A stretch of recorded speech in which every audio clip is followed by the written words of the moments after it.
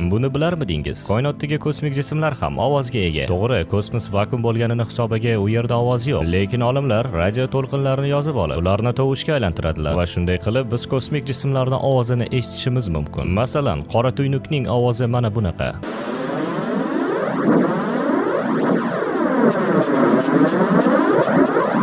Bu ovozdan yaqqol qora tuynukning atrofida ulkan kuch bilan tebranayotgan energiyani payqash mumkin. Bir vaqtda ham chiroyli, ham qo'rqinchli Helix nebulani ovozini eshitishimiz mumkin. Uning ovozi ko'plarga qo'rquv hissini solgan.